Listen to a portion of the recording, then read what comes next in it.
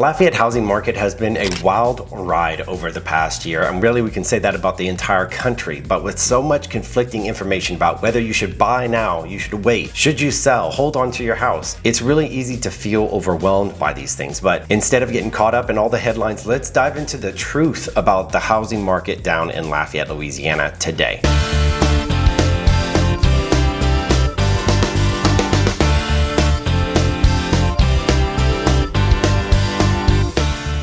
Alright, so in case you guys don't know me, I'm Drake Abshire. I'm your local real estate expert here in Lafayette, Louisiana, and I've been helping people for years buy and sell homes in this beautiful city. And today I'm going to share with you guys the latest insights of the Lafayette housing market. So if you have any questions or if you need some advice, feel free to reach out to me. I am always here to help y'all. Let's talk about what is the current state of Lafayette's housing market. What are the trends? What's the buyer demand and activity that we're seeing? Over the past year, we know the interest rates have slowly been coming down. For a good while, they had risen. They were up above 7%. And so because of that, it was causing the market to really go very stale. A lot of people are holding on to their homes because of the low interest rates that they got in the past. They wanted to keep that interest rate. But what is some of the current things that are happening in the market and current trends? I pulled up the latest data, which we can only go off of the month before, right? We just got into September now. So now looking at August, we know that new listings that we've seen come onto the market. So from the month of July, we had 355 listings that had come on the market. We are specifically speaking about Lafayette Parish. And then now we have seen to August 389 listings that have come onto the market. So we do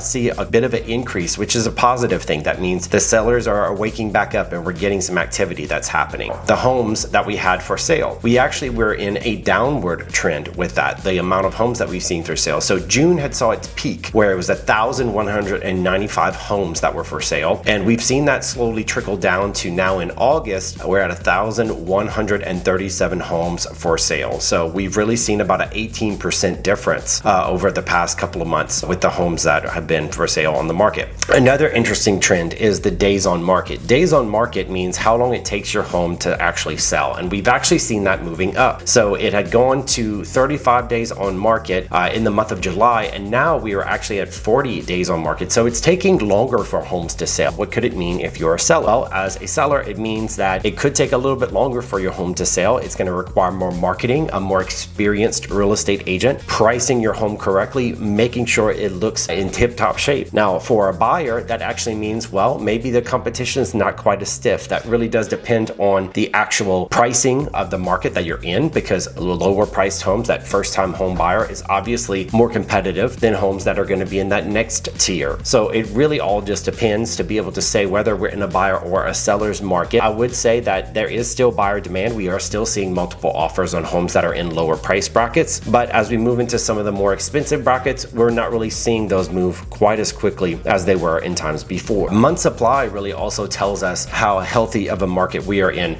We want to see anywhere between 4 to 6 months supply to be able to show that we're in a healthy market, and we've actually been seeing that number peaked all the way up at 4.7 months, which is in June, and then now it's been steadily coming down. We're now at 4.3. So that means it actually is still in a healthy area. We want to see that between 4 and 6. So we are still right at the bottom of that healthy area, but with it trending down, that can also mean that we're actually trending out of where the healthy area might be, and it might flip right back into a seller's market all over again. But right now we are very, very close teetering on what we would call a normalized or a more steady market. Now, some people may ask, well, what is the average sales price for the area? What are the average homes that are selling? Well, in June, we had saw a high of $255,000 being the average home sale price in Lafayette Parish. Well, in July, it had come down to $248,800. So we were seeing a downward trend by a pretty good chunk within that month. Well, it's already starting to bounce back up. We are back over $250,900 for our average sales price home. Anywhere but around that 250 price range though is where we tend to teeter a lot. We haven't really seen much jump up anything higher than that. The highest we've ever seen was 260, which would be back in February of 2023. So we know since then the market has not been quite as steady. We've seen a lot of volatility in the market because of interest rates and things of that nature. Well, let's consider the percentage changes that come from that. We're going to compare your average home price in Lafayette that was in 2023 versus what we're seeing now in 2024. So if we go all the way to the month of August, we actually in August 2023, the average sales price was $244,750. And of course, now we're coming all the way down to August, we're at $250,913. So we're actually seeing what we always say as real estate agents tends to happen is even with the volatility of the market and the things that have been very, very difficult with the year, we're still seeing price increases. We're seeing a normalized trend of home values starting to come back up. And we know that has not been an astronomical number, but what we're not seeing is that crash or those really, really heavy dips that some people were predicting for a long time that we would see happen, but rather they are holding pretty steady with very small changes going up and down from where it is. But the way that it's trending right now is we're only about 10,000 from it reaching its absolute peak in Lafayette. So I really think if the rates keep coming down like they are, we are going to see that number again for our average sales price, and we are probably going to continue to exceed that as long as the rates continue to come down and it wakes the buyer's market back up. Of course, we are starting to move into what we call the slower season of real estate, which is actually the fall, getting into the holiday season. Usually we don't see quite as much activity notoriously on those months. Kids are going back to school, families are not really thinking a whole lot about buying or selling, but this year has proved to be really, really different, where I'm actually seeing quite a bit of business and I'm hearing of a lot of agents having very busy ends of the year, which is strange, but it can be all traced back to the fact that yes, the rates have been coming down. We've been seeing some pretty decent rate changes. So people who have been always tempted about getting in the market, once they start to see those rates come down and they can save maybe a few $100 on their home note, well, it makes sense to them that maybe now is a time for them to jump in and start to purchase. Or maybe some people are right on that edge and waiting to see how much further it goes, whether or not it makes sense for them to purchase. But as we've seen, there's still lots of developments in the area that builders are still building and selling properties, and we're still seeing lots of activity. So the Lafayette market overall is still healthy and holding strong despite the economic influence that we've had recently.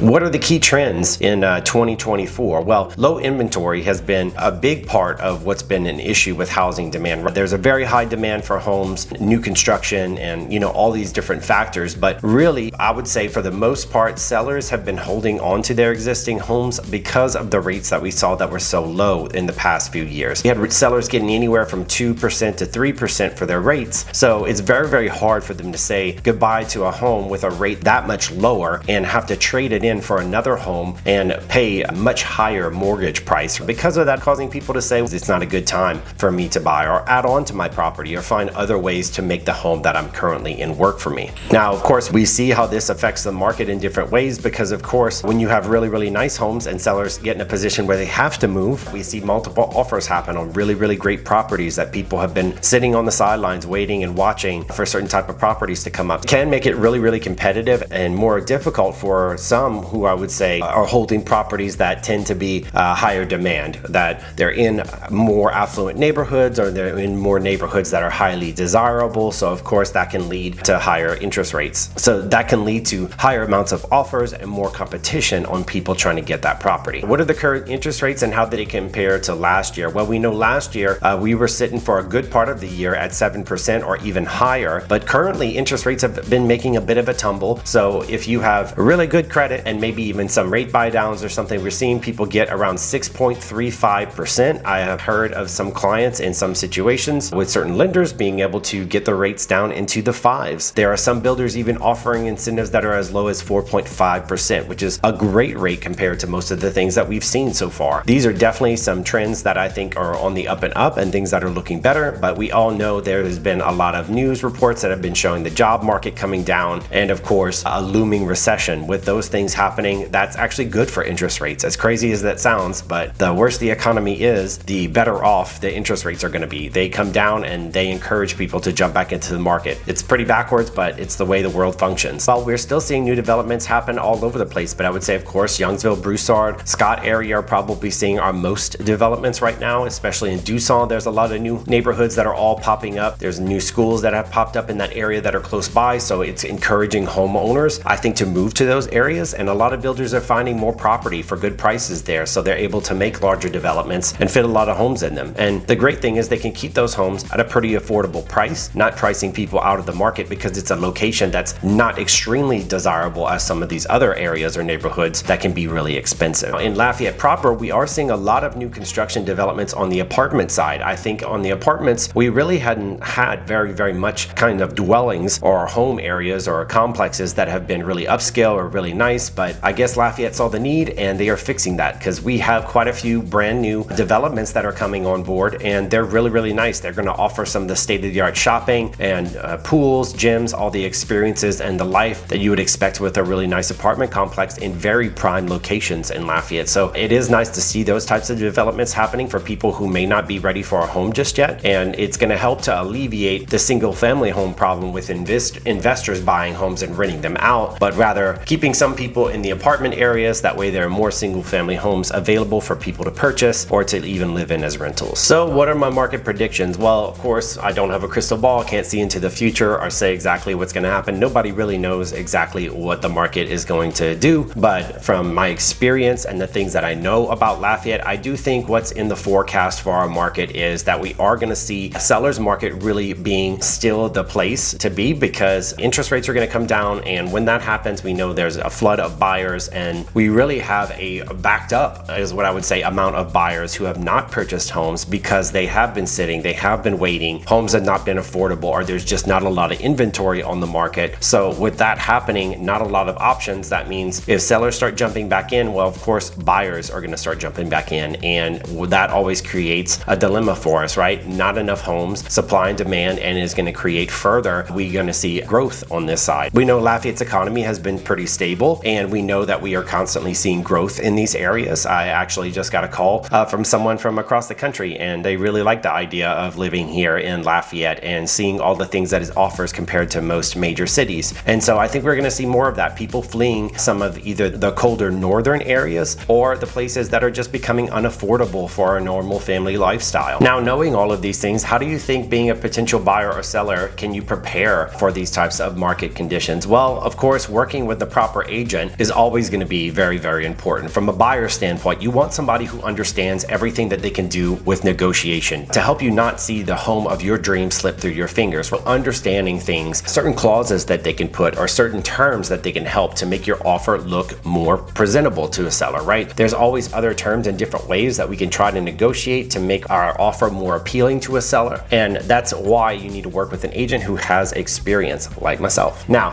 when on a seller side, of course, selling your home, navigating that is really important, because when the market is strange and it's a down market, we're seeing agents that have been very experienced or having amazing years last year not doing so well and really struggling this year, because it is not as easy to sell homes as it used to be. It has become much harder because they are paying top dollar and everything is so expensive. They are more picky about the type of homes that they want to purchase. So it's not just throw your home up on the MLS and that it's going to sell, but rather it takes strategic marketing, strategic pricing, making sure all of your photography and the marketing on your property is in great condition and really showing your property in the best light that it can be. So really having an agent who understands marketing your home properly and getting you the best position on the market to actually sell. So now, what does this mean for buyers and sellers, knowing all of this information? Well, as a buyer, what steps should a buyer take to be ready to act quickly in the market? Well, I always advise people to get your pre-approval done, get your mortgage lined up, and be ready to make quick decisions, because that's the thing. When a market speeds up or when things are really starting to move quickly, you have to make decisions quickly, and it's not about pressure. We're not ever trying to pressure you. What we don't want to see is a home that you absolutely love slip through your fingers over cold feet or hesitation, or just not having all of your financing ducks in a row. And if, of course, you need help with connecting with a lender who's reputable in the area, absolutely, I can help you with that. I have a large network of lenders who do a really great job and have the best rates and fees that can help you. So of course, we can help you with that. But understanding exactly what your wants and needs are and being able to analyze those, what things you don't need and what things you actually would want in a home that are not negotiable, because we know, of course, there are different gives and takes when it comes to finding the perfect home for you. So some people may wonder about a pre-approval. Well, why is that so important? Well, obviously, if you have a pre-approval, if you've gone to to a lender, sit down, show them all of your finances, and they looked at your credit, they've looked at your debts, all of your work history. They have basically seen everything about you financially and had given you a number that says we can approve you for a loan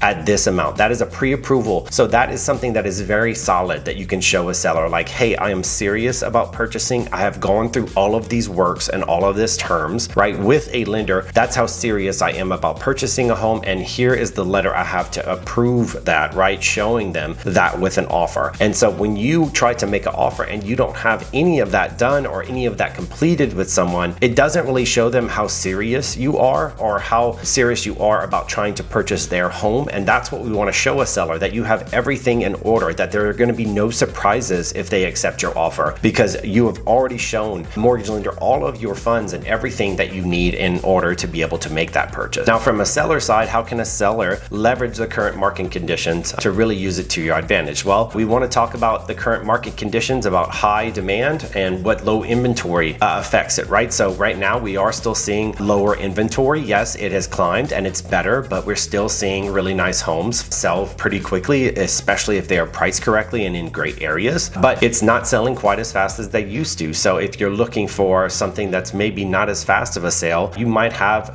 that benefit of something not moving you too quickly. Or in some cases, you know, when the market is really, really hot, it can be overwhelming. You can get multiple offers and it can be a whirlwind of getting all of these terms and these different things thrown at you very, very quickly if you're not ready or prepared for that. Now, of course, effective strategies for staging and pricing the home is making sure that we're going to attract the most attention, right? Studies show that homes sell for a good size percentage faster, about 25 to 30% faster than homes on the market who are not staged, just because it looks more homely. It makes more sense, right? Nobody looks at an empty home and imagines perfectly what their home would look like, but rather when they see a couch, when they see a bed, or these different types of furnishings in a home, it makes it look more homely. And so that's really, really important. And then of course, pricing your home. We say this all the time as real estate agents, but it is very strategic and so important. So what you don't want to do is start too high, and then by the time you get down to the price that makes the most sense, you've already burned through all of those buyers. Maybe they're not even in the market anymore, they're not even shopping, and now you're up against different people and you have all of these days on market, which does not put you in a good place to be able to negotiate the best price possible. So make sure you're not neglecting any minor repairs or different things that would make your home more appealing. Paint, I think, does wonders for a property. Fresh paint right before you sell, I think, does the best with making your home not only look the best, but feel its best, feel fresh. I think a buyer imagined themselves in your home. There was one home